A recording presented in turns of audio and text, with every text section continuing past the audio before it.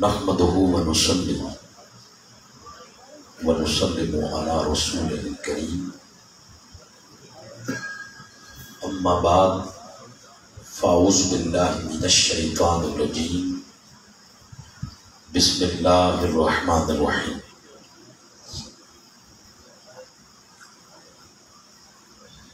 قال اللہ تعالی فی القرآن الحکیم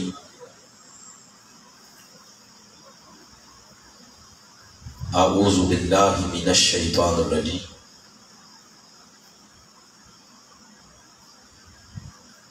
فَأَمَّا مَنْ أَعْطَى وَاتَّقَى وَصَدَّقَ بِالْحُسْنَى فَسَنُيَسِّرُهُ لِلْيُسْرَى وَأَمَّا مَنْ بَخِلَ وَاسْتَغْنَى وَكَذَّبَ بِالْحُسْنَى فَسَنُيَسِّرُهُ لِلْعُسْرَى صدق اللہ مولانا العظیم ان اللہ وملائکتہ یصلون علی النبی یا ایھا الذین آمنوا صلوا علیہ وسلموا تسلیما اللہم صل علی سیدنا و مولانا محمد وعلى آلہ وصحبہ وبارک وسلم صلاۃ والسلام علیک یا سیدی یا رسول اللہ وعلى آلہ واصحابک یا سیدی یا رحمۃ للعالمین وخاتم النبیین والشفیع المذنبین والحمد للہ رب العالمین۔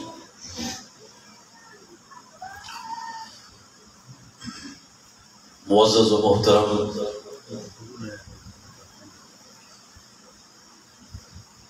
پروگرام میں تشریف فرما معزز علماء کرام، حفاظ کرام، ائمہ کرام، ثناخان مصطفیٰ صلی اللہ علیہ وآلہ وسلم، محترم المقام قابل عزت راجہ حامد صاحب، رہنما تحریک منہاج القرآن، میری بائیں جانب تشریف فرما برادر مکرم راجہ عطال مصطفیٰ صاحب، صدر طلبہ تنظیم MSM آزاد کشمیر اور ڈویژن ہزارہ، جملہ منہاج القرآن کے قائدین، سرزمین ملاگر اور اس کے گرد و نواح سے تشریف لائے ہوئے مسجد حاضہ میں تشریف فرما، میرے لیے تمام قابل عزت بزرگوں، نوجوان ساتھیوں، عزیز بچوں، سوشل میڈیا کے ذریعے اس پروگرام میں شامل جملہ ناظرین، توفیق الہی سے آج عظیم الشان پروگرام جو معنون ہے شہادت امام حسین رضی اللہ تعالی عنہ کے نام سے، اس عظیم الشان اور منظم پروگرام کے انعقاد پر مسجد حاضہ کی کمیٹی کے جملہ ممبران اور محترم راجہ حامد صاحب اور ان کے جملہ معاونین اور قائدین تحریک منہاج القرآن، سب کو میں صمیم قلب سے مبارکباد پیش کرتا ہوں اور اللہ کی بارگاہ میں دعا اور التجا ہے کہ اس کے محبوب کریم صلی اللہ علیہ وآلہ وسلم کی آنکھوں کی ٹھنڈک، حضور اسلام کے دلوں کا چین، آپ علیہ الصلوۃ والسلام کے نواسے حضرت امام علی مقام، آپ کے ذکر خیر میں اور ذکر خیر کی محفل کے انعقاد میں جتنے لوگوں نے اپنی توانائیاں، چاہے وہ معاشی ہیں، چاہے وہ جسمانی ہیں، ذہنی ہیں، جتنے لوگوں نے اپنی توانائیاں صرف کی ہیں، اللہ ان پر مزید اپنی بارگاہ سے فیوز و برکات کے دروازے کھولے۔ مسجد روز بروز ماشاءاللہ بہت خوبصورت ہو رہی ہے۔ اب اس کی یہ کنڈیشن نہیں تھی جب ہم پچھلی دفعہ حاضر ہوئے۔ یقیناً اس کے زیب و آرائش میں، زیب و زینت میں راجہ حامد صاحب کے ساتھ بے شمار معاونین ہوں گے، جس میں ایک نام لے رہے تھے محترم جاوید صاحب کا۔ میری اللہ کی بارگاہ میں دعا ہے جو لوگ اس کے دین کے قدموں کو مضبوط کرنے کے لیے اپنی خدمات پیش کرتے ہیں، اللہ روز قیامت ان کی ان خدمات کو بخشش کا ذریعہ بنا۔ موسم کی شدت ہے، گفتگو کے بغیر اتنا پسینہ آ رہا ہے، آگے اللہ جانے کیا ہوگا۔ میں بہت زیادہ تمہیدی باتوں میں گئے بغیر وقت کا زیادہ سے زیادہ فائدہ سورۃ اللیل کی تلاوت کردہ 5-6 آیات کریمہ کی مناسبت سے لینا چاہتا ہوں۔ ہمارے کچھ مہمان گجرات سے بھی تشریف لائے، نظر نہیں باہر بیٹھے، تو میں بلکہ میرے بالکل سامنے بیٹھے، میں ان مہمانوں کو بھی آج کے اس پروگرام میں خوش آمدید کہتا ہوں، اور دعا ہے اللہ کریم ان کے اس طے کردہ سفر کو مدینہ پاک حاضری کا سبب بنائے۔ بلا تاخیر تلاوت کردہ آیات کریمہ کے مضامین اپنے موضوع کی مناسبت سے میں گوش گزار کر رہا ہوں۔ قرآن حکیم کا آخری 30واں پارہ ہے، 92 نمبر سورہ، سورۃ اللیل۔ اس کی آیت نمبر 5 سے لے کر آیت نمبر 10 تک 6 آیات کریمہ میں نے تلاوت کی۔ انہی کی روشنی میں بات یہ عرض کرنا چاہتا ہوں، یعنی اب میں باضابطہ جو لفظ بولوں گا تو وہاں سے میری گفتگو شروع ہو جائے گی۔ حضور نبی رحمت صلی اللہ علیہ وآلہ وسلم نے ارشاد فرمایا،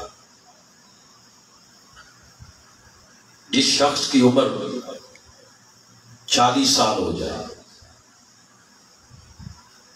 اور 40 سالوں میں وہ بندہ سدھرا نہیں، وہ بندہ نہیں بنا، تو آپ نے اسلام نے ارشاد فرمایا وہ بندہ میری بات نوٹ کر لے۔ جس کی عمر 40 سال ہو گئی، اس کی نیکیاں کم ہیں اور گناہ زیادہ ہیں، اس کی نیکیوں پر گناہوں کا غلبہ ہے، تو آپ علیہ السلام نے ضمیر جھنجھوڑتے ہوئے ارشاد فرمایا ہے کہ وہ بندہ میری بات نوٹ کر لے، اس بدبخت کو جہنم جانے سے کوئی چیز بچا نہیں سکتی۔ تصویر کا دوسرا رخ آپ نے یوں بیان فرمایا، جس شخص کی عمر 40 سال ہو گئی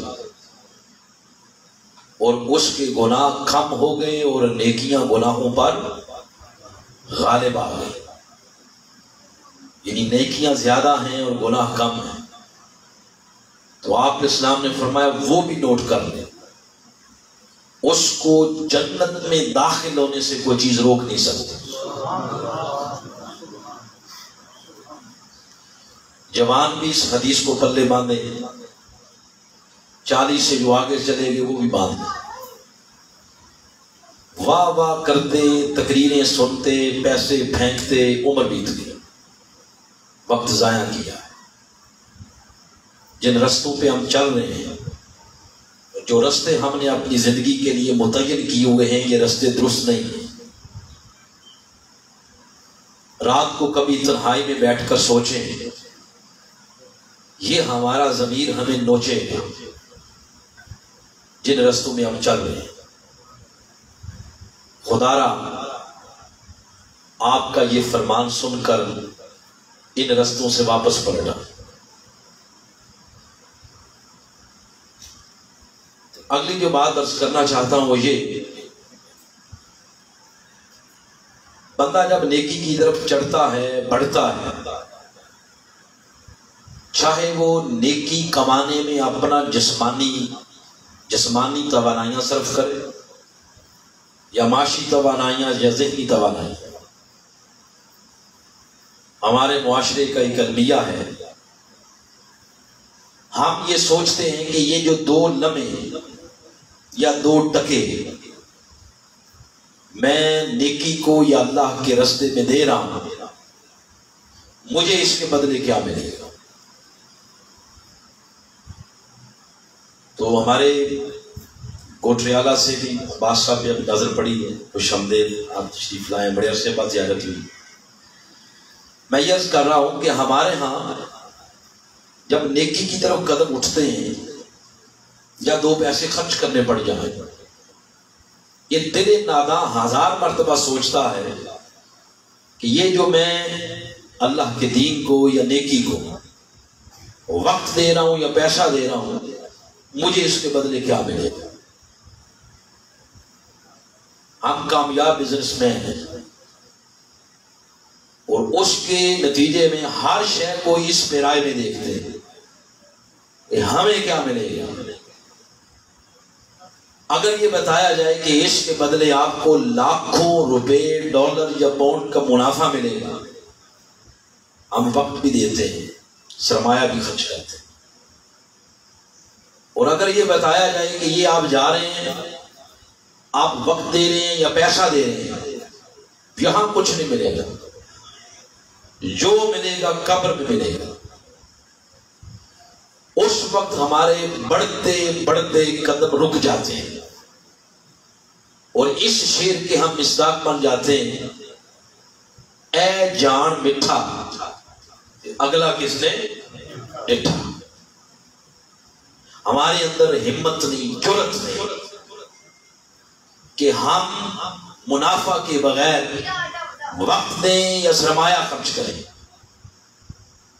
ہمارے اندر اخلاقی جرأت نہیں، ہم بزدل ہیں۔ جب یہ ذہن میں آتا ہے کہ یہ سب کچھ آخرت میں ملے گا، پھر 1000 بار سوچتے ہیں کہ یہ میں کام کروں یا نہ کروں۔ گویا نتیجہ یہ نکلا کہ ہمارے لیے نیکی مشکل ہے۔ بولے ذرا، سارے ادھر توجہ کریں، آپ ساتھ چلیں گے تو گفتگو ہوگی ورنہ نہیں ہوگی۔ گفتگو سنانی ہے آپ کو، قرآن پاک کا نور پہنچانا آپ تک۔ تو ہمارے لیے نیکی مشکل ہے۔ بولے کیا ہے نیکی؟ برائی آسان ہے۔ اپنے علاقے میں کوئی تماشا رکھ لیں، جانوروں کا کوئی کھیل تماشا، کوئی کبڈی، کوئی اس طرح کا رکھ لیں، آپ اس پہ آپ خلقت دیکھیں کتنی ٹوٹ کے آتی، یہاں دیکھیں۔ گویا نیکی مشکل ہے ہمارے لیے اور برائی آسان۔ اس پوائنٹ سے اپنے موضوع کو یوں شروع کروں گا، کبھی چشم تصور میں لائیں کہ وقت کیا ہے، پیسہ کیا ہے، یہ ہاتھ کی میل ہے۔ اس ہستی کے آگے وقت کیا، پیسہ کیا؟ انہوں نے اتنی بڑی نیکی، ایک نہیں، 2 نہیں، 72 دن اللہ کے دین کے لیے کربلا کی تپتی ریت پر قربان کر دی۔ ماتھے پہ شکن نہیں آئی، زبان پہ شکوے کا لفظ نہیں آیا کہ ہائے ہمارے ساتھ کیا ہو گیا، اور ان کے ایک ہی چشم و چراغ بچے تھے، امام زین العابدین، عبادت گزاروں کی زینت۔ نام یہ نہیں تھا، نام تو علی تھا ان کا، یہ لقب تھا ان کا، امام زین العابدین، یعنی عبادت گزاروں کے ماتھے کا جھومر۔ ساری زندگی کبھی زبان میں شکوہ نہیں آیا کہ ہمارے خاندان کے ساتھ کیا ہو گیا۔ اتنی بڑی جرأت۔ اب اس بات پہ سوالیہ نشان لگائیں کہ امام حسین کے لیے نیکی کا رستہ آسان کیسے ہو گیا؟ 6 ماہ کا لیے اصغر، 18 سال کا ہم شکل مصطفیٰ علی اکبر، پھر 72 تھا، پھر ساتھ لے گئے ننی سکینہ، حضرت بی بی زینب، خیموں کو آگ لگ گئی، پھول پھول پتی پتی ریت میں رول گیا، مگر ماتھے پہ شکن نہیں آئی۔ اس پر سوالیہ نشان لگائیں کہ یہ نیکی کا سفر، نیکی کا کام ان کے لیے اتنا آسان کیسے ہو گیا؟ تصویر کا دوسرا رخ ساتھی وہ یہ، اسی کربلا کے میدان میں ایک بدبخت لعنتی پلید یزید، کہیں لعنتی پلید یزید بولے، وہ بھی تھا۔ یہ سارا کام اسی نے کیا، اور کو پل بھر میں نہیں کیا، بڑی پلاننگ کے ساتھ کیا، ساری بیوروکریسی ساتھ ملائی، ساری ایجنسیاں ساتھ تھی۔ مدینہ پاک پتہ بھی ہلتا تو اس کو پتہ چلتا کہ کیا ہو رہا ہے۔ مدینہ پاک سے آپ نے جب سفر کیا، مکہ سے کیا، کربلا پہنچے، سب کچھ اس کو خبر تھی، ایجنسیاں پل پل کی خبر پہنچا رہی، پھر آپ شہید ہوئے۔ یہ سارا کچھ اس بدبخت نے کیا۔ ہمارے ہاں کسی جانور کو بھی اگر ہم زخمی کر دیں تو 2-4 دن بندہ پریشان رہتا ہے، یار فلان جانور میری گاڑی کے نیچے آ گیا، بندہ پریشان رہتا ہے، ڈسٹرب رہتا ہے۔ ادھر جانور نہیں تھے، ادھر انسان تھے، اور انسان بھی وہ جن کے قدموں کی دھول کی برکت سے رب کے رضا کے دروازے کھلتے، اور جس کی طرف وہ تاکتے رب اپنی خوشنودی کے دروازے کھولتا، اور اللہ نہ کرے اگر وہ کسی سے نظر کرم پھیر دے، وہ کعبے کا قلعہ پکڑ کے بھی عبادت کرے، وہ بدبخت جہنم کے اندر جائے گا۔ بات بتانا یہ مقصد ہے، یہ سارا کام اس نے کیا۔ تو سوال اس پر بھی سوالیہ نشان لگائیں، وہ یہ کہ گناہ کا اتنا بڑا کام اس بدبخت کے لیے آسان کیسے ہو گیا؟ 72 قتل اس نے اپنے سر لے لی۔ کتنے؟ 72۔ اتنا بڑا کام اس نے بدبختی کا، شقاوت کا، وہ اپنے سر لے کیسے لیا؟ اس کے لیے گناہ کا رستہ آسان کیسے ہوا؟ تو یہ 2 سوال آ گئے۔ امام پاک کے لیے نیکی کا رستہ آسان کیسے ہوا، اور یزید کے لیے بدی کا، گناہ کا رستہ بولے آسان کیسے ہوا؟ یہ 2 سوال ہیں۔ آئیں دونوں سوالوں کا جواب تلاوت کردہ آیات کریمہ دے رہے ہیں۔ ترجمے سے ہی ساری بات واہ واہ ہو جائے گی، تفسیر تو پھر آگے بعد میں آئے گی۔ ارشاد فرمایا، پہلے سوال کا جواب سنیں گا۔ فرمایا بسم اللہ الرحمن الرحیم، فَأَمَّا مَنْ آتَى وَاتَّقَى وَصَدَّقَ۔ فرمایا 3 اوصاف اگر کسی کی سیرت میں جمع ہو جائے، 3 اچھی خصلتیں، 3 اچھی عادتیں اگر کسی کے کردار میں، سیرت میں جمع ہو جائے، کون کون سی؟ فرمایا فَأَمَّا مَنْ آتَى، جس نے اللہ کے راستے میں دیا، واتقا، جس نے اپنے ایمان کو تقوی کے نور سے منور کیا. 2 وصدق بالحسنی، اور تیسرا فرمایا حق کی جس نے تصدیق کی. یہ 3 اوصاف اگر کسی میں جمع ہو جائے تو قرآن فرماتا ہے فَسَنُيَسِّرُهُ لِلْيُسْرَىٰ، اس خوش بخت کے لیے ہم نیکی کا راستہ آسان کر دیتے ہیں. صرف ترجمہ ہے ابھی، آگے تصویر کا دوسرا رخیو بیان کیا. وَأَمَّا مَنْ بَخِلَ، جس بدبخت نے بخل کیا، کنجوسی کی، مخلوق خدا کی ضروریات اور حاجات کو رد کیا، بخل کیا، سب کچھ نعمتیں ہوتے ہوئے اس نے بخل کیا. وَاسْتَغْنَا، اور اللہ کی مخلوق سے بے پرواہ ہو گیا. 2 وَكَذَّبَ بِالْحُسْنَىٰ، اور دین حق کی تکذیب کی. فَسَنُيَسِّرُهُ لِلْعُسْرَىٰ، فرمایا یہ 3 بری خصلتیں اگر کسی کی ذات کردار میں جمع ہو جائیں اس بدبخت کے لیے ہم گناہ کا راستہ آسان کر دیتے ہیں. دونوں سوالوں کے جواب. یہ نیکی کا راستہ کیسے آسان ہوتا ہے اور بولے برائی کا راستہ. سورۃ اللیل کی یہ 6 آیات کریم. اب آئیں ان آیات کریمہ کا امپلیمنٹ امام حسین کی سیرت پر کرتے، آپ کی ذات پر کرتے. بات جہاں سمجھ نہ آیا آپ کو کہ یہ بات سمجھ نہیں آئی، بے شک کھڑے ہو کے پوچھ لیں، لیکن سمجھ کے جانا کہ آج قرآن کا پیغام ہم نے کیا سنا. میں نے شروع میں کہا کہ ہم نے جو راستہ زندگی کے لیے چوز کر لیا ہے وہ راستہ صحیح نہیں ہے. یہ راستے اس کا انجام تباہی ہے، بربادی ہے.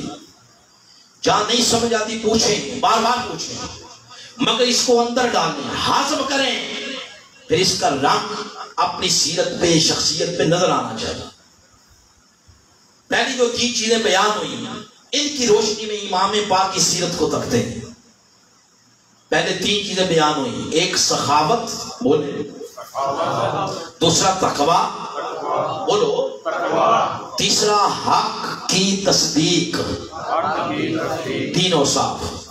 باری باری ایک ایک صفت کے تناظر میں آپ کی ذات کو دیکھتے ہیں. پہلی ہے سخاوت. سخاوت کا معنی اللہ کے راستے میں دینا. اس صفت کے تناظر میں آپ کو تکتے ہیں. ہمارا ایک پنجابی کا، ہمارے یہ گاؤں ہے، دیہاتی ایریا ہے، یہاں کسی کو دیکھنا ہے کتنے پانی میں ہے تو سب سے پہلے یہ پوچھتے ہیں کہ یہ جو بندہ ہے وہ بھئی کس فیملی سے، برادری سے تعلق رکھتا ہے، اس کا دادا کون، اس کے بابا کون، اس کا پردادا کون، اس کی نانی کون، نانا کون. بیک گراؤنڈ دیکھتے ہیں، برادری دیکھتے ہیں.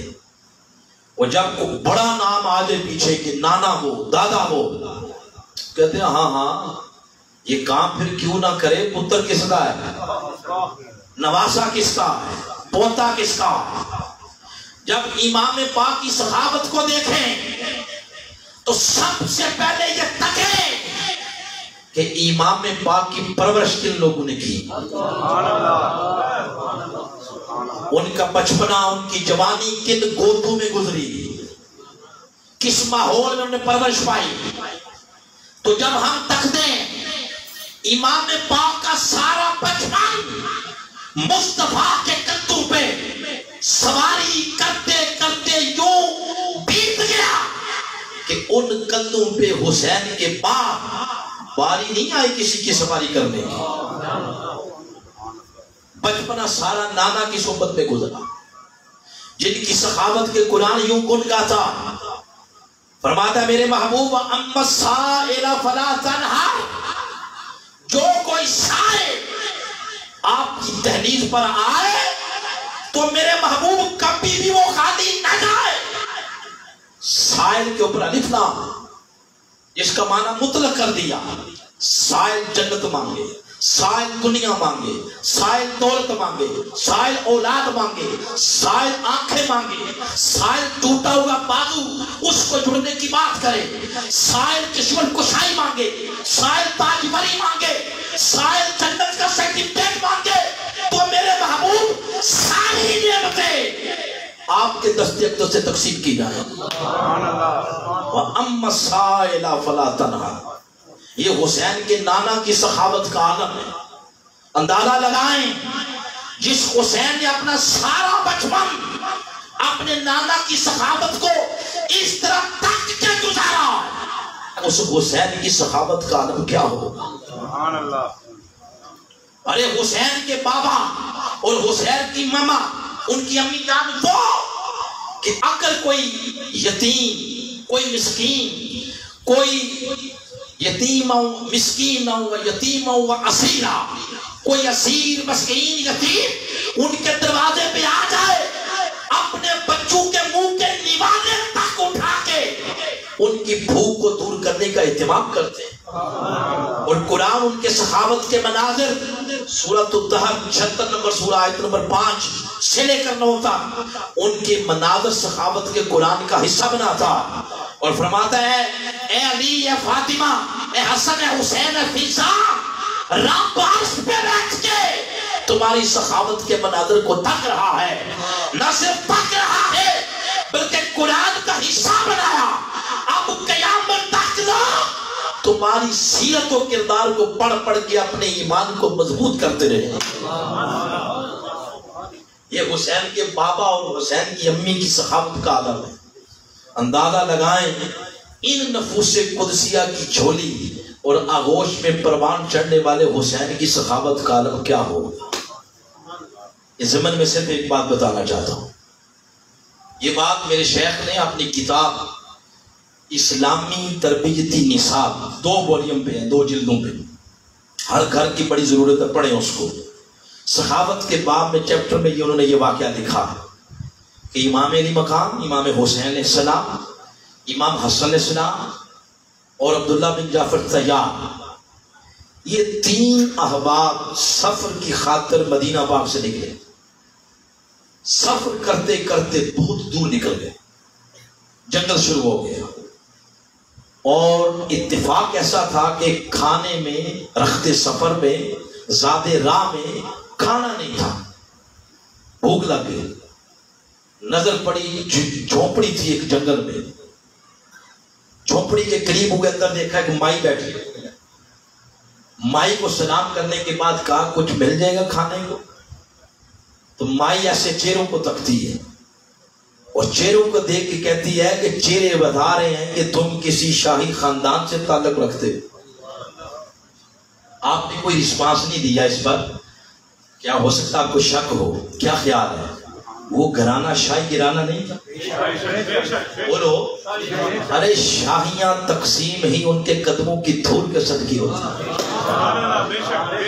وہ جس پہ راضی ہو جائیں رب تاج بری کے دروازے کھول دیتا ہوگا۔ تو انہوں نے کہا کہ کچھ کھانے کو چاہیے، اس نے کہا لگتے ہو شہزادے ہو، کہا شہزادے ہو، باہر بکری بدی ہوئی ہے میری، یہی ہے کل کائنات۔ اس کو ذبح کیا، پرتکلف دعوت کر دی، کھانا کھلا دیا۔ امام پاک بڑے خوش ہوئے اور جب آنے لگے تو کہا مائی جان آپ نے ہمارا کلیجہ ٹھنڈا کیا، بھوک ختم کیا نا آپ نے، بات نوٹ کر لیں، انشاءاللہ زندگی رہی آپ کی اس نیکی کا بدلہ دنیا میں چکائیں گے۔ لجپال تھے نا، وعدہ کر دیا۔ مدتیں بیت گئیں، آپ جوان ہو گئے، جوان تھے، آگے پھر عرصہ گزر گیا، عرب کے علاقے میں بارشیں کوئی نہ ہوئی اور قحط سالی نے پورے عرب کو جکڑ لیا۔ مائی جنگل چھوڑ کے مدینہ پاک آ گئی بھیک مانگنے کے لیے، اور یاد رکھیں مدینہ کی بھیک پہ سارا جہاں بلتا ہے۔ چلے گئے نا ہمارے نعت خان، وہ آخری کلام جو وہ پڑھ کے گئے، کیا دل کی وہ ڈوری ہلا گئے کہ خدا کرے طیبہ سے پھر حاضری کا پیغام ہے۔ سارا جہاں مدینہ کے خلاف میں پڑتا، اور مدینہ والی سرکار کے 2 ٹکڑے اگر کسی کو مل جائیں خدا کی عزت کی قسم نسلیں سیر ہو جاتی۔ جن کو مدینہ کے ٹکڑے ملتے ہیں تو آپ وہ جو مائی تھی جنگل چھوڑ کے مدینہ پاک آ گئے تاکہ بھیک مانگو کچھ گزارا ہو۔ رات اوکھے سوکھے اس نے کسی کے گھر میں گزاری، صبح ہوئی بھیک مانگنے کے لیے وہ گلیوں میں نکلی، اس کی قسمت کا ستارہ اور یہ سورجا پہ تھا کہ بھیک مانگنے کا آغاز جس گلی سے کیا، پہلا در ہی مصطفیٰ کی شہزادی فاطمہ الزہرا کا دروازہ تھا۔ نعرہ تکبیر، نعرہ رسالت، حیدری، دروازے پہ دستک دی۔ اتفاق ایسا ہوا کہ امام پاک خود نکلے اور تختے مائی کو پہچان گئے۔ لجپال ہے نا، لجپال پہچانتے ہیں۔ ہماری دنیا داروں کا تو مزاج ہی کچھ اور ہے، مطلب نکل کے آنکھیں پھیر لیتے۔ ہم نے پھر ساری زندگی لگائی بھی مطلبیوں سے، کبھی بھی ان کو فالو نہیں کیا۔ اللہ کی عزت کی قسم ان کو فالو کر کے تکیں یہ دنیا کیا ہے، آپ کی قبر حشر بھی چمک اٹھے گی ان لاجپالوں کی نگاہ مبارک کے تبسم کے ساتھ۔ تختے پہچان گئے کہ یہ کون ہے، مگر تعارف نہیں کروایا۔ آپ تعارف کروائے بغیر اندر لے گئے اور کھانا کھلایا، پرتکلف کھانا کھلا کے بعد ازاں اپنا تعارف کروایا کہ میں کون۔ مائی کی جان میں جان آئی کہ شکر ہے میں اپنے گھر میں آ گئی۔ آپ نے فرمایا فکر نہ کریں، آپ بتائیں صحیح کیا مسئلہ کیا ہے۔ اس نے بات ساری بتائی تو آپ نے فرمایا فکر نہ کریں، آپ کی پوری ہیلپ کی جائے گی، آپ کی مدد کی جائے گی۔ آپ اندر گئے تو دیکھا 500 درہم، کتنے؟ ایک درہم اس وقت 42 روپے کا، ملٹیپلائی کرو اس کو اس کے ساتھ، اور 1400 سال کا جو تناسب ہے وہ بھی نکالیں۔ 500 درہم اندر سے لائے اور پوچھا کہ میرے نام کی باہر چراگاہ میں کتنی بکریاں ہیں؟ تو چرواہوں نے بتایا کہ آپ کے نام کی 1000 ہیں۔ فرمایا وہ 1000 بکریاں 500 درہم مائی کو دے دیا جائے۔ اور مائی کو کہا بھی جانا نہیں، اگلا دروازہ بڑے بھائی حسن کا ہے، وہ بھی ساتھ ہی تھے نا۔ آپ ادھر گئے، دروازے پہ دستک دیا، باہر نکلے، امام پاک نے تعارف کروایا تو آپ نے فرمایا کوئی بات نہیں، ہم نے وعدہ کیا تھا آپ کے ساتھ۔ تو پوچھا کہ بتائیں حسین بھائی نے کیا دیا ہے؟ یہ 500 درہم 1000 بکری۔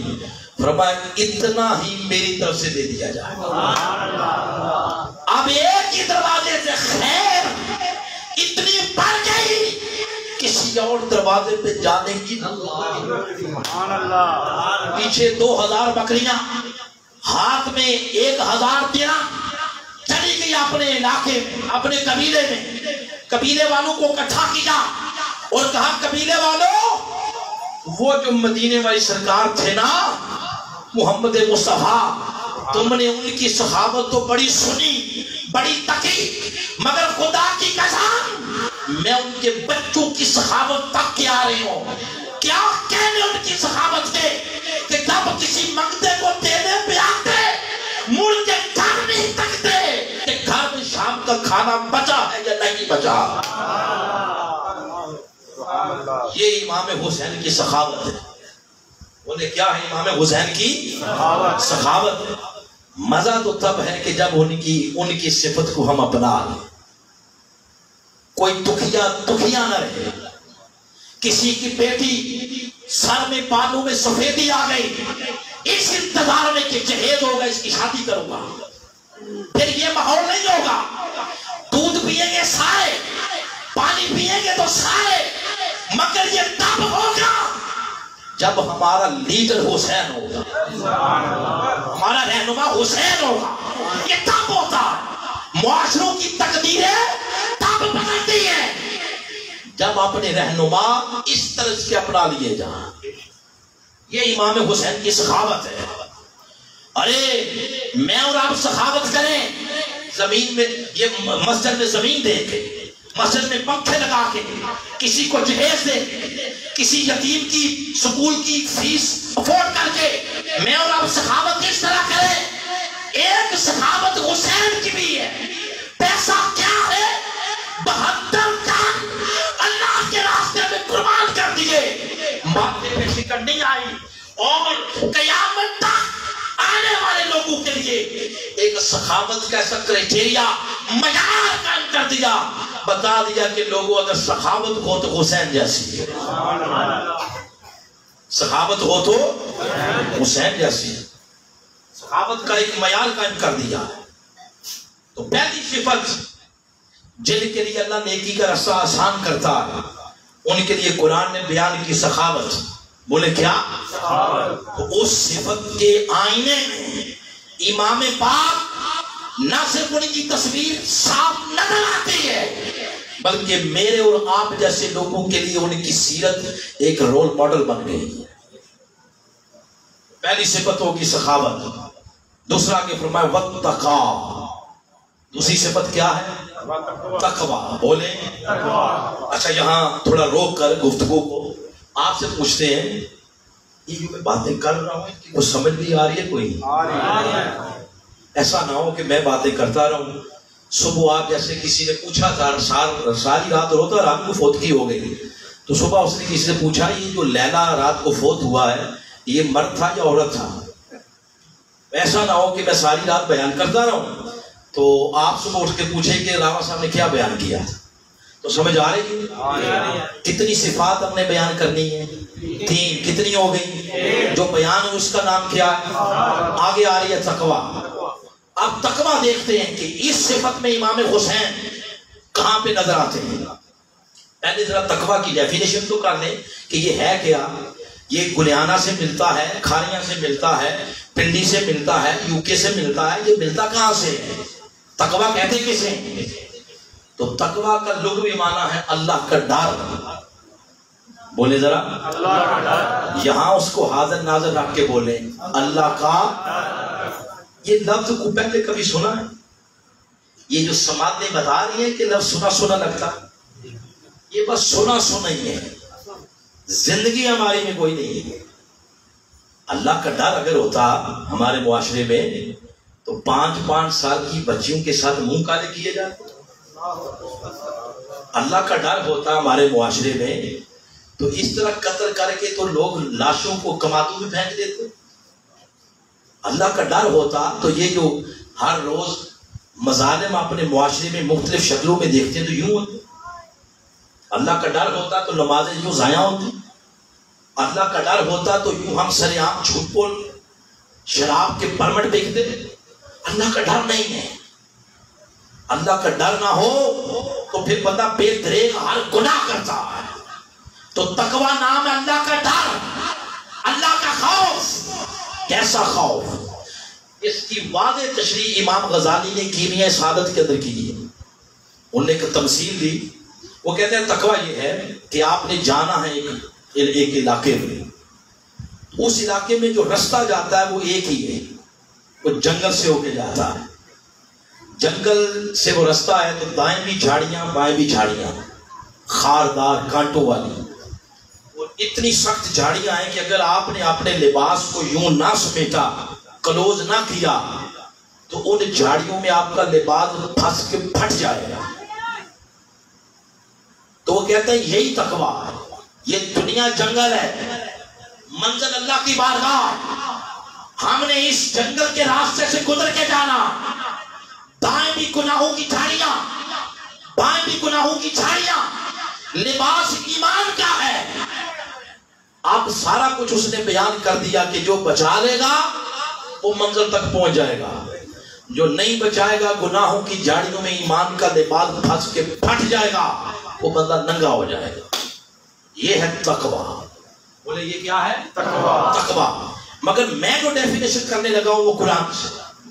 تقویٰ کسے کہتے ہیں؟ 49 نمبر سورہ ہے، سورہ حجرات. اس کی ابتدائی آیات کریمہ میں تقوی کی تعریف یوں بیان ہوئی. سناؤ سنیں. فرمایا یا ایھا الذین آمنو، اے ایمان والو، لا ترفعوا اصواتکم فوق صوت النبی، اے ایمان والو خبردار اپنی آوازوں کو میرے محبوب کی آواز سے اونچا نہیں کر. ادب سیکھو. پھر آگے فرمایا وَلَا تَجْهَرُوا لَهُ بِالْقَوْلِ كَجَهْرِ بَعْضِكُمْ لِبَعْضٍ، میرے محبوب کو ایسے بھی نہیں بلانا جیسے آپس میں ایک دوسرے کو بے تکلفی سے بلاتے رہتے ہو. اوئے تو تم تجھ تمہارے، فرمایا نہ وہ لبو لے جا نہ وہ الفاظ. ادب سیکھو ادب. آگے فرمایا اگر یہ ادب کا دامن زندگی میں کسی موقع پر ہاتھ سے چھوٹ گیا، پھر فرمایا تحبط اعمالکم وانتم لا تشعرون، تمہارے سارے اعمال جمع ہے عمل کی. نماز ایک عمل، روزہ ایک عمل، زکوٰۃ ایک عمل، عمرہ ایک عمل، حج ایک عمل، عمل عمل عمل، یہ سارے ملے تو بنتے ہیں اعمال. فرمایا اگر بے ادبی ہو گئی میرے حبیب کی، یہ سارے اعمال اٹھا کے جہنم کی آگ میں پھینک دو، کوئی قبول نہیں ہوگا. قبول ہوگا تو شرط مصطفیٰ کا ادب. اگلی آیت میں فرمایا ان الذین یغضون اصواتهم عند رسول اللہ، وہ خوش نصیب جن کی آوازیں میرے محبوب کے آگے پست رہتی ہیں. فرمایا آگے حرف حاصل کے ساتھ اولئک الذین، یہی وہ لوگ ہیں امتحن اللہ قلوبہم للتقوی، جن کے دل میں اپنے تقوی کے لیے چھوڑ دیتا ہوں. سبحان اللہ. اب تقوی کی ڈیفینیشن کیا ہوئی؟ تقوی نام ہی ادب مصطفیٰ کا ہے، تقوی نام ہی حضور کے ادب کا. اگر تقوی نام ہی حسین کے نانا کے ادب کا ہے، اب آئیں اس تقوی کی ڈیفینیشن کے تناظر میں امام حسین کو رکھ دیں. پہلے سخاوت اب کیا ہے؟ تقوی. یہ بات پھر میں وہاں سے لوں گا. آپ نے زندگی بار یہ حدیث پاک سنی ہوگی کہ میرے آقا علیہ السلام جب نماز پڑھتے جب آقا، تو امام پاک ان کی پشت پر سوار ہو جاتے تھے. یہ سنی ہے نا حدیث، سوار ہو جاتے. یہ کوئی ایک دن کی بات نہیں ہے کہ ایک دفعہ کا ذکر ہے حضور نماز پڑھ رہے تھے امام حسین پشت پر سوار ہو گئے. یہ ایک دفعہ کا ذکر نہیں، یہ 6 سال کا معمول تھا. کتنے سال؟ 6 سال. وجہ کیا تھی؟ وجہ یہ تھی گھر جڑا ہوا تھا مسجد کے ساتھ، دونوں شہزادے باہر کھیلتے رہتے، اذان کا ٹائم ہوتا دیکھتے نانا جان مسجد میں جا رہے ہیں، یہ بھی چلے جاتے. وضو کر کے جب جاتے دیکھتے کہ حضور علیہ السلام آپ سجدے میں ہیں، تو کبھی امام حسن سجدے پشت پہ سوار ہو جاتے، کبھی حسین سوار ہو جاتے. یہ 6 سال کا معمول ہے. مگر میں جو بات سنا رہا ہوں وہ کون سی ہے؟ وہ ایک خاص دن کی ہے. وہ کیا؟ وہ یہ ہے، صحابہ کرام فرماتے ہیں کہ اس دن ہم نے تسبیحات پڑھی 10 15 20 ہو گئی. یہ تو روز کا معمول تھا، کبھی 15 کبھی 20 معمول تھا، حکم نہیں تھا. حکم کیا ہے؟ 3 5 یا 7. مگر سجدہ لمبا ہو جاتا تو کبھی 10 کبھی 15 کبھی 20. اس دن کہتے ہیں کہ 40 ہو گئے. آگے سے آواز ہی نہیں آئی. دل کو بڑا دھچکا لگا، پریشان ہو گیا دل. اللہ خیر کرے، کہیں آقا علیہ السلام کی روح پاک پرواز نہ کر گئی. وہ صحابی کہتے ہیں میں نے سجدے سے تھوڑا سا سر اٹھایا کہ تکو تو صحیح کہ ماجرا کیا ہے. تو کہتے ہیں جب سر اٹھایا تو ماجرا وہی تھا. سبحان اللہ. کہ شہزادہ پشت پہ بیٹھا مست آلاست اپنے نانا کی پشت پہ بیٹھ کے کھیل رہا ہے. کہتے ہیں سر فوراً نیچے کر لیا اور سمجھ آ گئی کہ آپ نے سر اس وقت تک نہیں اٹھانا جب تک آقا علیہ السلام، جب تک شہزادہ نیچے نہیں اترے. اب یہ حضور کا عمل ہے. بولے کیا ہے؟ فعل ہے حضور کا فعل. اور یہ فعل وہ نہیں جو میں اور آپ کرتے ہیں. یاد رکھیں یہ جو دین مجھ تک اور آپ تک پہنچا یہ دو چیزوں کا مجموعہ ہے, باقی تیسری کوئی شے نہیں. اور یہ جملہ میرا نہیں, یہ میرے استاذ میرے شیخ الاسلام ڈاکٹر محمد طاہر القادری یہ ان کا جملہ ہے. آپ فرماتے ہیں دین دو چیزوں کا نام ہے, ایک فعل ایک قول. فعل ہمارا نہیں, فعل بھی فعل مصطفیٰ, قول بھی قول مصطفیٰ. کیونکہ اس قول اور فعل کی اتھارٹی یہ ہے کہ قول مصطفیٰ بھی وحی الہی سے اٹیسٹڈ شدہ ہے, فعل مصطفیٰ بھی وحی الہی سے اٹیسٹڈ شدہ. جب قول کی بات آئی تو فرمایا وما ینطق عن الہویٰ, اے قرآن تو بتا دے میرا محبوب اس وقت تک نہیں بولتا جب تک اس کے ایک ایک بول و لفظ پر میری بارگاہ سے وحی کی مہر نہ لگا دی جائے. اور فعل کی بات آئی سورہ یونس میں آیت نمبر 16 میں فرمایا ان اتبع الا ما یوحی الی, اس وقت تک میں کوئی عمل نہیں کرتا جب تک میرے ایک ایک فعل اور قدم پر وحی الہی کی مہر نہ لگا دی جائے. تو فعل مصطفیٰ بھی وحی الہی سے ٹیسٹڈ شدہ اور قول مصطفیٰ بھی وحی الہی سے ٹیسٹڈ شدہ. ان دو چیزوں سے بن گیا دین مصطفیٰ. گویا دین نام ہے ان چیزوں کا جو مصطفیٰ نے کیے یا مصطفیٰ نے دیے. جو آپ نے کیا وہ بن گیا فعل اور جو دیا وہ بن گیا قول. آج حضور نے کیا کیا ہے؟ یہ جو سجدہ لمبا کیا ہے یہ قول ہے یا فعل ہے؟ بولے گویا وحی الہی سے ٹیسٹڈ شدہ. وہ صحابی کہتے ہیں اس دن پھر ہم نے 72 تسبیحات پڑھی. کتنی؟ تب جا کے حضور اسلام نے سر انور اٹھایا. اب میرا سوال ہے, یہ حدیث مکمل ہو گئی, اب اس پر سوالیہ نشان لگائیں. وائے ایسا کیوں ہوا؟ حضور علیہ السلام کو کیسے خبر چلی کہ میری پشت کے اوپر کون بیٹھا ہے؟ کیسے پتا چلا؟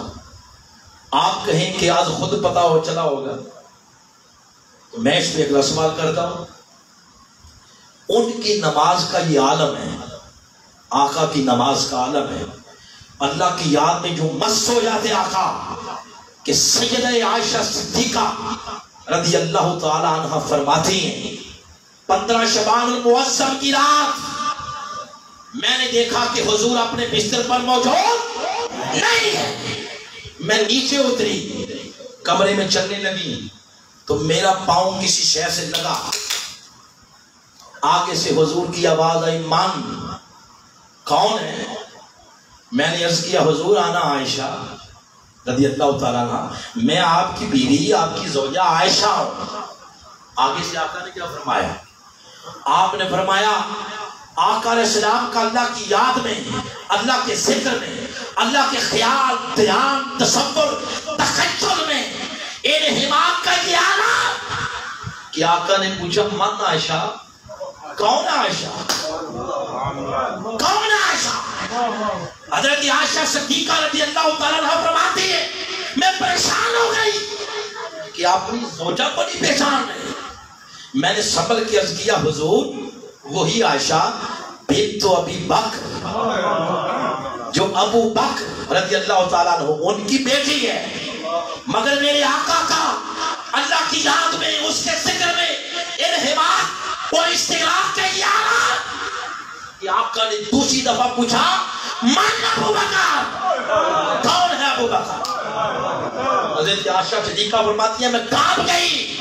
صبح و شام جن کے ساتھ رہتے ہیں ان کو بھی نہیں پہچان. میں نے تیسری دفعہ سنبھل کے عرض کیا حضور وہی ابو بکر ابن ابی قحافہ جو ابی قحافہ کا بیٹا. مگر میرے آقا نے تیسری بار بھی پوچھا یہ انہماک اور استغراق تھا کا کہ آقا نے تیسری دفعہ پوچھا من ابی قحافہ, ابی قحافہ کون ہے؟ حضرت عائشہ صدیقہ فرماتی میں سمجھ گئی ظاہر آقا یہاں ہے، باطن لگتا ہے کہیں اور۔ کل بات ہوگی، جب کل آئی تو سارا رات والا ماجرا سنایا۔ عرض کیا حضور رات یہ ہوا، آپ مجھے بھی پہچان رہے تھے؟ تو حضور اسلام نے مسکرا کے سوال کا جواب یوں دیا، فرمایا ہاں ہاں عائشہ، لی ما اللہ وقت، اللہ کے ساتھ ایک گھڑی ایسی بھی آتی ہے کہ اس گھڑی نہ کوئی فرشتہ محمد کے مقام تک پہنچ سکتا ہے، نہ کوئی نبی رسول مصطفیٰ کے مقام کی معرفت پا سکتا۔ یہ ہے حضور اسلام کا اللہ کی یاد میں انہماک کا عالم۔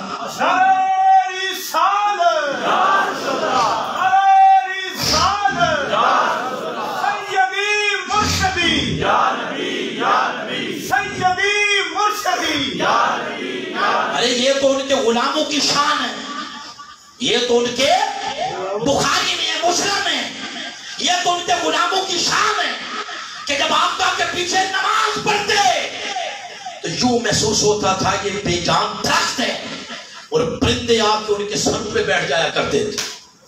یہ تو ان کے اصحاب کی شان ہے، خود آقا کی شان کیا ہوگی؟ وہ بیان ہوئی حدیث پاک میں۔ تو آقا علیہ السلام کا تو نماز کے اندر استغراق کا یہ عالم ہے۔ سوال یہ پیدا ہوا کہ آج پتہ کیسے چلا کہ حسین بیٹھا؟ انہماک یہ تھا۔ تو یارو اس کا ایک ہی جواب ہے، میں جواب عرض کر دیتا ہوں، فون نمبر لے لیں، آپ کے ذہن میں کوئی اور سوال آ گیا تو فون کر کے جواب دے دینا، میں معذرت کر لوں گا۔ حدیث پڑھیں، قرآن پڑھیں، کتابیں کھنگالیں، تصوف پڑھیں، لغت پڑھیں، عرب کی پڑھیں یا پاکستان کی پڑھیں، ایک ہی جواب ہے، وہ کیا؟ جب آپ کیونکہ فعل مصطفیٰ اور وحی الہی سے اٹیسٹڈ شدہ، بتائیں وحی کون لے کے آتا تھا؟ بولو۔ آج جب آقا نماز میں گئے سجدے میں تو کچھ ہوا یوں ہوگا کہ جبریل آ گیا ہوگا، عرض کیا ہوگا آقا پشت پر شہزادہ بیٹھا ہے، منشا خدا کی یہ ہے جب تک یہ نیچے نہ اترے سر نہیں اٹھا، یہ وہی ہوگی۔ اب اس کو ذرا ذوق کی زبان میں سناتا ہوں، یہ نظم کیا بنا، اسلوب کیا بنا۔ جبریل لے کے آ گیا وہی آقا کی طرف، اب میرے آقا منتظر ہیں جبریل کے کہ کب بتائے کہ سر سجدے سے اٹھا لو۔ آقا منتظر جبریل کے، صحابہ منتظر آقا کے کہ کب آقا اللہ اکبر بولے تو ہم سجدے سے سر اٹھائیں۔ ارے صحابہ منتظر آقا کے، آقا منتظر جبریل کے، جبریل منتظر خدا کا، اور خدا منتظر حسین کا کہ کب حسین نیچے اترتا۔ خدا منتظر حسین کا، اور یہ بات ہضم نہ ہو کلندر لاہوری سے پوچھ لے، انہوں نے یوں ترجمہ کیا، خودی کو کر بلند اتنا، ہر تقدیر سے پہلے خدا بندے سے خود پوچھے بتا دے کیا ہے۔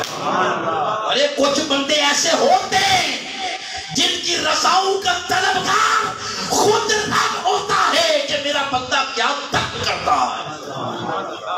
حسین تیری عظمت کو سلام، تیرے اٹھنے بیٹھنے کا رب خود منتظر ہے۔ اے حسین تیری گردے راہ کو سلام، تیری اداؤں کا خود رب منتظر ہے۔ اے حسین تیری نینوں کو سلام، اے حسین تیری مسکراہٹ کو سلام، اے حسین تیری نشست کو سلام، تیری بخاست کو سلام، تیرے اٹھنے کو سلام، تیری چلتی جوانی کو سلام، تیرے بچپن کو سلام، تیری اداؤں کا رب خود منتظر ہے۔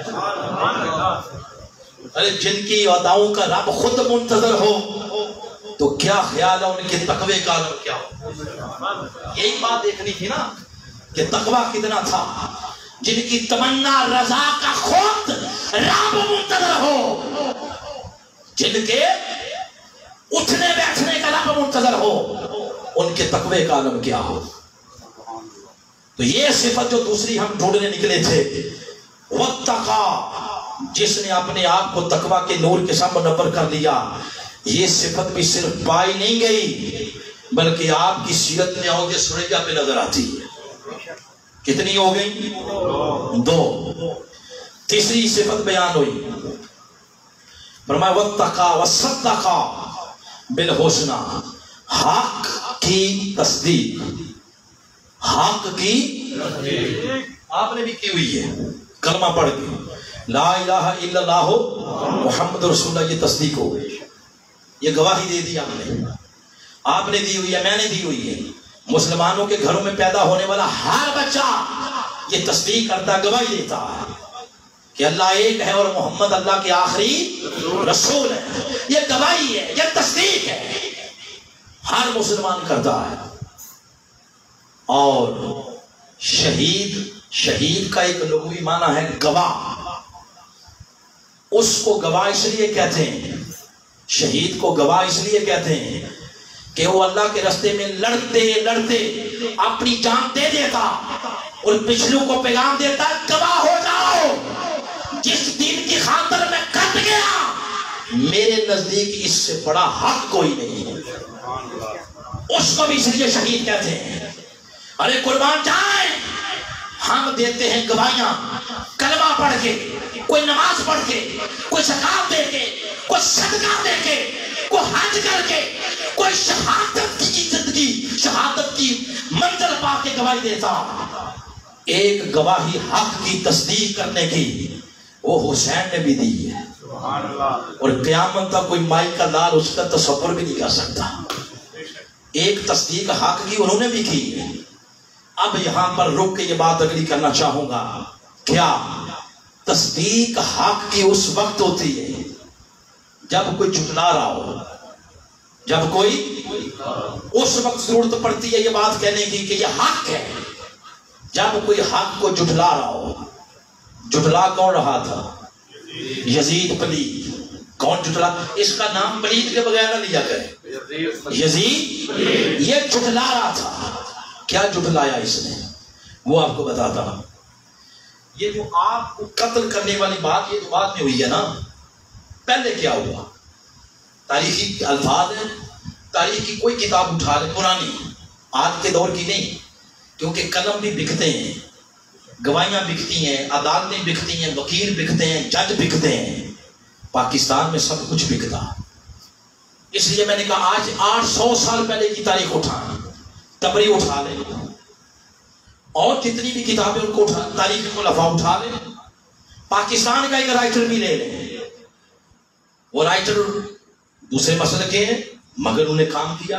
مودودی صاحب کو لے لیں، ان کی جو ملوکیت اور خلافت یہ کتاب ہے وہ لے لیں. اس کو پڑھیں، یہ ساری حقیقتیں آپ کو ملیں گی کہ اس بدبخت یزید نے کیا کیا.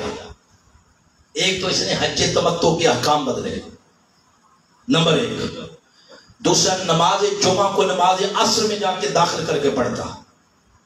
نمبر 3، 23 سالہ جو نظام میرے آقا نے بلڈ اپ کیا تھا، اپنی جد و جہد، اپنی توانائیاں صحابہ کرام کو ساتھ ملا کے جو نظام بلڈ اپ کیا تھا، انہوں نے اس نظام کے اندر چھرا گھونپا.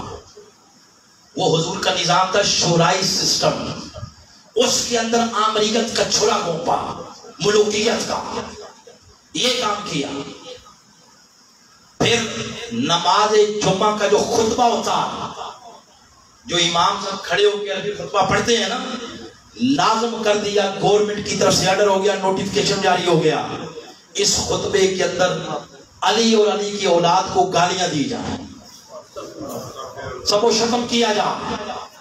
پہلی دفعہ جب ہوا نا، پہلی دفعہ 6 صحابہ کرام اٹھے، لیکن یہ جمعہ ہو رہا ہے، یہ کیا کر رہے ہو؟ جن کا کلمہ پڑھتے ہو ان کی اولاد کے ساتھ اتنی دشمنی. انہوں نے کہا ان سب کو قتل کر دیا جائے. ان 6 صحابہ کرام کی گردنیں مسجد کے سین میں اتار دی گئی تاکہ بعد میں کوئی بولے کوئی نہ. یہ دین کو جھٹلایا جا رہا، قوت نافذہ ظالموں کے پاس تھی، کمزور لوگ پیچھے جا رہے تھے، کوئی ان کا مداوا کرنے والا نہیں تھا۔ اس ظالمانہ نظام کو امام حسین نے چیلنج کیا۔ آپ اٹھے، ارے صرف نمازوں کو ہی دین سمجھنے والوں، صرف داڑیوں کو دین سمجھنے والوں، صرف حج زکات کو دین سمجھنے والوں، اگر یہ دین ہے تو یہ کام کس نے کرنا؟ ہم تو یہ بھی صحیح طریقے سے نمازیں بھی کو نہیں پڑھ رہے، مگر میں جو بات سمجھانا چاہ رہا ہوں، صرف نماز، روزہ، ورد، وظائف، تسبیحات کو دین سمجھنے والوں، اس ظالم نظام کو کون نکالے گا؟ ظالموں کے گریبانوں تک ہاتھ کون ڈالے گا؟ یہ وہی ڈالتا ہے جس کی تاریں حسین کے قدموں کے ساتھ جا کے ملتی ہیں۔ یہ ہر کوئی نہیں کرتا، یہ کوئی کرتا۔ امام حسین نے ظالم سسٹم کو چیلنج کیا کیونکہ وہ دین کی تکذیب کر رہا تھا۔ اب ضرورت تھی ایک گواہ کی، وہ اٹھے، چاہے اس کے ساتھ 10 ہو، چاہے اس کے ساتھ 20 ہو، چاہے اس کے ساتھ 50 ہو، مگر اٹھے۔ وہ تعداد کو نہ دیکھے، وہ صرف یہ دیکھے کہ قیامت تک بیان صرف میری گواہی ہوگی، تعداد کو نہ دیکھے۔ اگر نہ اٹھتے دیکھتے کہ یہ 72 ہی ہے میرے ساتھ، آج ہر کوئی کہتا ہے چلو یار 72 ہی صحیح، اٹھتے تو صحیح، ان کا عمل ہمارے لیے سنت بن جاتا، مگر وہ نہیں اٹھے۔ اس کا مطلب ہے یزید رائٹ پہ تھا، حق پہ تھا، وہ اٹھ گئے، چاہے وہ 72 تھے۔ ایک لکیر پھینک دی، لوگوں یاد رکھو، جدھر حسین ہے حق صرف ادھر ہے، جدھر حسین ہے حق صرف ادھر ہے، جدھر حسین نہیں ادھر چاہے نمازیں ہوں، چاہے روزے ہوں، چاہے زکات ہو۔ اس پہ میں آپ کو مثال دیتا ہوں، آپ کا سر انور کس نے جدا کیا تھا؟ بدبخت نے، شمر نے۔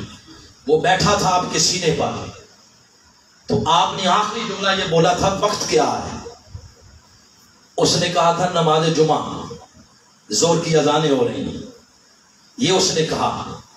تو آپ نے فرمایا شکر ہے میرے مالک۔ اس کو کہا کہ اگر تو سجدے کرنے دے دے، اس نے کہا جلدی جلدی کرو، ہم نے جا کے نماز جمعہ بھی پڑھنی ہے، ہم نے جا کے نمازیں۔ اتنا عقل پہ پردہ پڑ گیا کہ بدبخت یہ نہیں سمجھ پا رہے کہ جو نماز آل پر درود پڑھنے کے بغیر ہوتی ہی نہیں، یہی تو وہ آل ہے، یہی تو وہ آل ہے۔ تو بتانا یہ چاہتا ہوں، جن نمازوں میں حسین نہیں، جن نمازوں میں مصطفیٰ کی نقل نہیں، وہ نمازیں نہیں، وہ دوزخ کا ایندھن ہے۔ حق صرف ادھر ہے جدھر حسین ہے، جدھر حسین نہیں، چاہے لمبے لمبے مدرسے ہوں، داڑیاں ہوں، جو مرضی ہو، جدھر حسین نہیں ادھر حق نہیں ہے۔ تو اس وقت ضرورت پڑی کہ وہ حق کی اٹھ کے گواہی دے، تو آپ نے گواہی دی۔ یہ بات میں نے کہاں سے آج سنائی ہے؟ بولو۔ تو کیا خیال ہے اگر یہ حسین کے عمل کی تائید کر رہا ہے تو کہیں اس پہ یہ فتویٰ نہ لگا دینا یہ شیعوں کا ہے کیونکہ یہ حسین کی باتیں کر رہا ہے؟ لگا سکتے ہیں فتویٰ؟ چلو فرض کرتے ہیں لگائیں ذرا، یہ ان کے کھاتے چلا گیا، آپ کے پیچھے کیا رہ گیا؟ لیلا مجنون کے قصے۔ پھر آج حضور کی حدیثیں لے لیں، فرمایا الحسین منی وانا من الحسین، فرمایا الحسن منی وانا من الحسن، فرمایا العلی منی وانا من العلی، فرمایا فاطمہ تو بضعۃ منی، فرمایا فاطمہ میرے جگر کا ٹکڑا۔ پھر فرمایا جس نے ان سے محبت کی مجھ سے کی، جس نے مجھ سے کی اللہ سے کی، جس نے اللہ سے کی وہ جنت میں جائے گا، جس نے ان سے بغض رکھا اس نے مجھ سے رکھا، مجھ سے رکھا تو اللہ سے رکھا، اللہ سے رکھا تو دوزخ میں جائے گا۔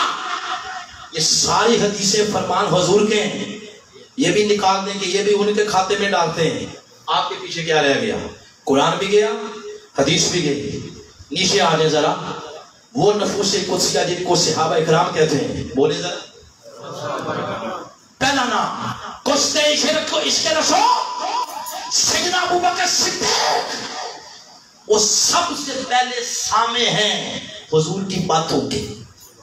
انہوں نے سنا تھا حضور نے فرمایا من کنت مولا فہذا علی المولا، یہ بات سیدنا صدیق اکبر نے سنی، فاروق اعظم نے سنی، مولا علی کو ولایت کی پہلی مبارک دینے والا وہ سیدنا فاروق اعظم کی ذات ہے۔ فرمایا بھائی علی انت مولا و مولائی و مولا کل مومن، آج کے بعد تو میرا بھی مولا ہے اور قیامت تک ہر صاحب ایمان کا مولا۔ اگر ان کا نام لینے سے کوئی شیعہ بنتا ہے تو آپ سیدنا صدیق اکبر سے بھی گئے، آپ سیدنا فاروق اعظم سے بھی گئے، ان کو بھی ادھر ڈالیں، ان کے کھاتے میں ڈالیں۔ نیچے آ جائیں، 4 ائمہ ہیں جن کے اس امت پر احسانات ہیں۔ ایک امام اعظم، سب سے بڑے امام، کوئی شافعی ہو، حنبلی ہو، مالکی ہو، کسی بھی مسلک مذہب سے تعلق ہو، قیامت تک ہر مسلک کے سر پر امام اعظم کے علم کا سائبان بنا رہے گا۔ لوگ ان کے خرمے علم سے خوشہ چھین رہے ہیں، اتنے بڑے امام۔ ان سے پوچھا کہ یہ علم کی خیرات آپ کو ملی کہاں سے ہے؟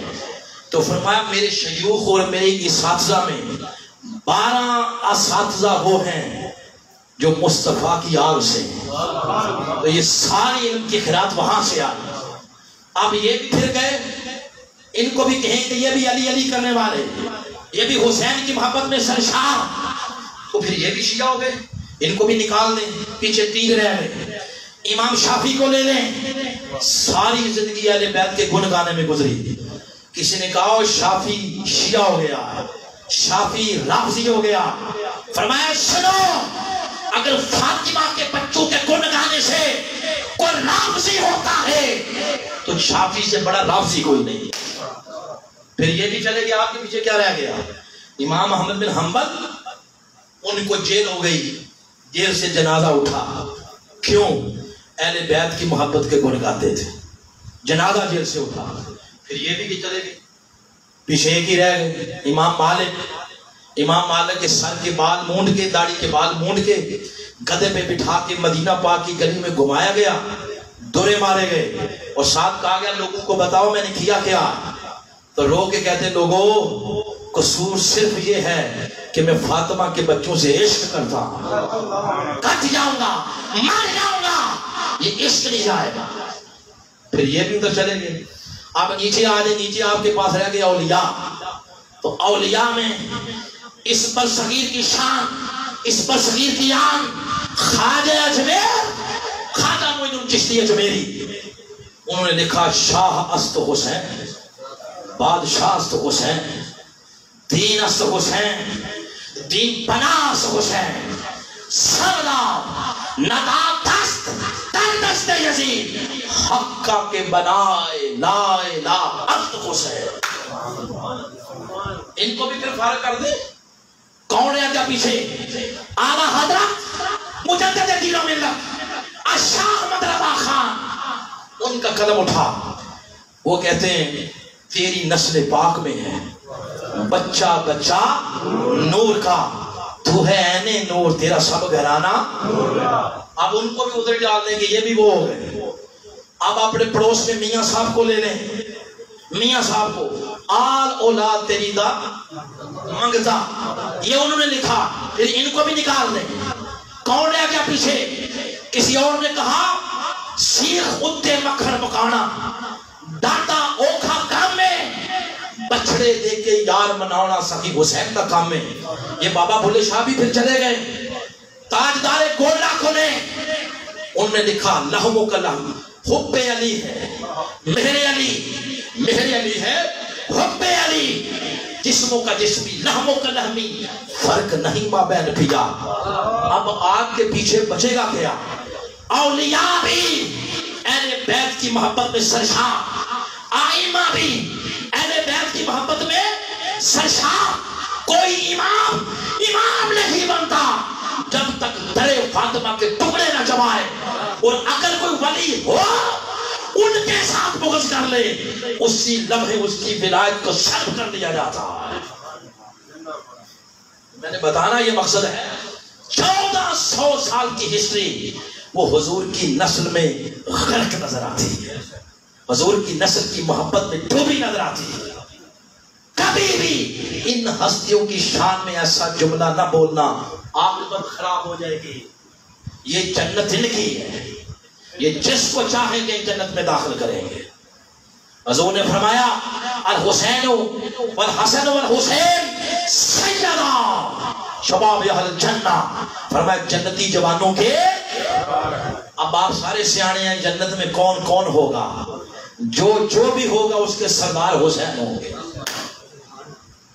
یہ بات میں جہاں اب میں ختم کرنے لگا ہوں، پیغام میں نے دے دیا، تو بات بتانا یہ مقصد ہے۔ آپ نے حق کی تصدیق کی، کیا کی بولے؟ حق کی تصدیق۔ تین اوصاف جمع ہو گئے۔ قرآن نے پوچھا تم نے یہ پوچھا تھا نا کہ حسین کے لیے راستہ کیسے آسان ہو گیا، آؤ میں نے تمہارا عقدہ حل کر دیا۔ فرمایا فَأَمَّا مَنْ آتَا، حسین نے صدقوں کی راہ کو اپنا لیا تھا، وَاتَّقَا، تقوی کے ساتھ منور تھے، اور صدقہ بالحسنی، اور حق کی تصدیق بھی کی۔ فرمایا جس حسین کی ذات میں یہ تین اوصاف جمع ہو جائیں فَسَنُيَسِّرُهُ لِلْيُسْرَىٰ، اس حسین کے لیے نیکی کا راستہ ہم نے آسان کیا تھا۔ اور یہ ہم کہا ہے، کیا کہا؟ بولے مولا تو ہم نہیں ہے، یہ تو ہم کب سے ہو گیا؟ فرمایا جب ہم ان کے ہو گئے، جب سے ہم ان کے ہو گئے تب سے ہم ہو گئے۔ فرمایا جیسے حسین کے پیچھے ہم ہوں اور مصطفیٰ ہوں، اور ادھر ماں بھی دیکھ رہی ہو فاطمہ، کیا حسین تیری رگوں میں میرا خون ہے، ادھر ماں پر ہی دیکھ رہا ہو، اے حسین تم میرا خون ہے، آج میرے خون کی لاج رکھنا، تیرے خون کے ساتھ اسلام بچ جائے گا۔ یہ سودا مہنگا نہیں ہے، سستا ہے، کٹ جاؤ مر جاؤ، کبھی بکنا نہیں، کبھی جھکنا نہیں، اپنے خون کے ساتھ لکیر پھینک دی۔ آج حسین کا خون یہ بتا رہا، جدھر حسین ہے ادھر حق ہے، اور جدھر حسین نہیں ادھر حق نہیں ہے۔ آؤ حسینی بنو، حسینی جوانوں، اپنی ویران پیشانیوں کو نمونہ دو حسین کی جوانی کا۔ ساری رات یوٹیوب پہ قد دیکھتے رہتے ہیں، اور ساتھ یہ دعوے کہ ہماری بخشش ہوگی۔ یہ اتنا سستا سودا آپ نے ڈھونڈ کہاں سے لیا ہے؟ جوانی ساری پلیر کے پھٹوں پہ، جوانی ساری چوکوں میں، دھڑوں میں، ویگنوں میں بیٹھ کے لوگوں کی آتی جاتی عزتوں کو تکے، جوانی ساری آپ نے کردار یزیدوں کا بنایا، اور پھر کہیں کہ حسین لاجپال وہ ہماری بخشش کروائیں گے۔ وہ پوچھیں گے تو ضرور کہ بھائی میرے راستے پہ چلے بھی ہو یا نہیں، پوچھیں گے تو ضرور، اس کے راستے پہ چلو۔ یہ نہ دیکھو کہ وہ 72۔ آخری بات جس پہ بات ختم کرنے لگا ہوں، سوچے تو صحیح کہ 72 کیوں تھے؟ اس لیے تھے، بات آخری ہے، لاجک والی بات، اس لیے 72 تھے کہ حسین کے مقابلے میں کفر نہیں تھا۔ کفر مکلمہ پڑھتا تھا، اپنے آپ کو مسلمان کہتا تھا، حسین کے مقابلے میں باطل تھا باطل، مگر کلمے کا لباس پہنا ہوا تھا۔ اب اس لباس کے اندر بیٹھا چھپا چور، اس کو کوئی پہچان سکتا ہے جس نے سارا بچپن نانا مصطفیٰ کے کندھوں پہ سواری کرتے گزاری، وہ پہچان گئے تھے کہ یہ باطل ہے۔ اس لیے حسینی بنو۔ آج کے دور میں بھی باطل کو پہچاننے والے تھوڑے ہیں، زیادہ ان کے سپورٹر ہی ہیں، ان کے ووٹر ہی ہیں، ان کے ساتھ ہی دیتے ہیں۔ آپ فتوے لگائیں یا جو بھی کریں، اب میں قرآن پکڑ لیا، میں قرآن پکڑ کے بات کرتا ہوں، آپ لگائیں فتوے، آپ تدہی کریں، آپ مذاق اڑائیں، لگ پتا جائے گا قبر کی پہلی رات کون سچ بولتا تھا کون جھوٹ بولتا تھا۔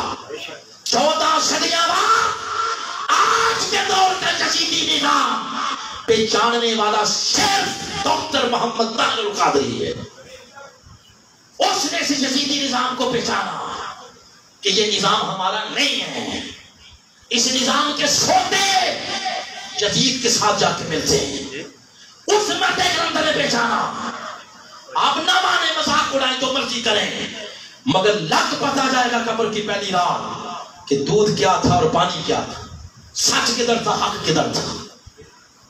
تو کیا ساری زندگی مار ہم نے کھانی ہے؟ یہ درد دل آپ کے سامنے رکھ رہا ہوں، یہ دعائیں کرتے رہیں گے کب کوئی مسیحا آئے، کب کوئی مسیحا آئے۔ مسیحا آپ کے اندر بیٹھا ہے، اس کو پہچانو، ذرا کچھ عرصے کے لیے برادریوں کے خول سے نکلو، ذاتی مفاد سے نکلو، اس مرد کے اندر کے دست و بازو بنو۔ وہ تمہارے مقدر بدلنا چاہتا، وہ پاکستان کی دھرتی کو مصطفیٰ کے انقلاب سے رنگنا چاہتا۔ اس وقت تک جب تک ان جوانوں کے دلوں سے طاغوت نکل نہ جائے اور مصطفیٰ کی محبت کا چراغ روشن نہ ہو جائے، ہم لڑیں گے اس نظام کے خلاف، اس طاغوتی نظام کے خلاف اس وقت تک جب تک سرزمین پاکستان سے طاغوت کے پرچم نیچے نہ آ جائے اور حسین کا پرچم سب سے اونچا نہ ہو جائے۔ اسٹرگل کریں گے، دنیا دیکھے گی انشاءاللہ۔ اللہ کی بارگاہ میں دیر نہیں ہے، یہ کسی مسلک کی جنگ نہیں، یہ کسی برادری کی جنگ نہیں، یہ جنگ ہے لا الہ الا اللہ محمد رسول اللہ کی۔ آؤ جہاں سب کو آزما لیا، ایک مرتبہ اسے بھی آزما لو، اس کا پرامن انقلاب اللہ کی عزت کی قسم تمہاری نئی جنریشن آنے والے مستقبل کی تقدیریں بدل دے گا۔ اس مشن پر حسین کے پرچم کا سایہ، غوث پاک کی توجہات کا سایہ، یہ دن بدن اوپر اس لیے جا رہا ہے کہ یہ مشن طاہر القادری کا ہے ہی نہیں۔ اگر یہ مشن ہوتا طاہر القادری کا، کب کا یہ دفن ہو چکا ہوتا، مگر یہ دفن نہیں ہوا۔ اس کا جادو دنیا کے باہر ممالک میں سر چڑھ کے بول رہا، وجہ یہ ہے یہ مشن طاہر القادری کا نہیں، یہ مشن مکین گنبد خضرا کا ہے۔ وہ اپنے مشن کی حفاظت خود کرتے ہیں۔ یہاں پر بس میں اپنی یہ بات کو ختم کرتا ہوں، آئیں اس مشن کے دست و بازو بنیں۔ اللہ کی بارگاہ میں دعا ہے آج کی حاضری کو اللہ پاک اپنی بارگاہ میں شرف قبولیت عطا۔ میں یقین جانے چلے ہمارا تو روز کا معمول ہے، مگر میں آپ کو داد دیتا ہوں۔ ہمارے مہمان کچھ آئے انگلینڈ سے، وہ کہہ رہے تھے بڑی سختی ہے، یہ یہاں موسم سخت ہے، واقعی سخت ہے۔ اس موسم میں اتنی دیر بیٹھنا، نہ کوئی پیسے، نہ کوئی آپ کو گورنمنٹ کے وہ MLA لے کے آئے ہیں، نہ کوئی بیوروکریسی لے کے آئی ہے، حسین کی محبت میں آپ کھینچے کھینچے چلے آئے ہیں۔ اللہ کی عزت کی قسم ہے، یہاں ایک ایک لمحہ جو آپ نے گزارا ہے یہ آپ کی قبر کی کامیابی کا ذریعہ بنے۔ اللہ سب لوگوں کو اپنے حفظ و امان میں رکھے۔ ویسے یہ اعلان تو راجہ صاحب کرتے تو زیادہ بہتر تھا، لیکن مجھے میرے سامنے انہوں نے رکھ دیا ہے۔ تو آپ کی جو مسجد کی راجہ مرتضیٰ صاحب، ارتضیٰ صاحب، راجہ رمیز صاحب، انہوں نے ان کی طرف سے ان کے والد محترم جو ہیں راجہ جاوید صاحب 50,000 روپے اس مسجد کے لیے، راجہ عاطف صاحب، عاطف یونس صاحب مسجد کے لیے انہوں نے پتھر دیا، ذمہ داریاں لی پھر اس مسجد کے لیے۔ پھر ڈاکٹر امجد حسین چودھری صاحب ہمارے جو ڈسٹرکٹ کے ممبر کے صدر ہیں تحریک کے، انہوں نے 1 لاکھ روپیہ دیا ہے، اور راجہ عاطف صاحب نے بھی 1 لاکھ روپیہ دینے کا وعدہ کیا۔ جتنے لوگوں نے اس کے ساتھ تعاون کیا ہے اللہ ان کی دین بھی سنوارے، دنیا بھی سنوارے، برکتیں عطا۔ یہاں پر ختم کرتے ہیں، ایک شعر درود و سلام کا ہو جائے، اس کے بعد دعا کرتے ہیں بس۔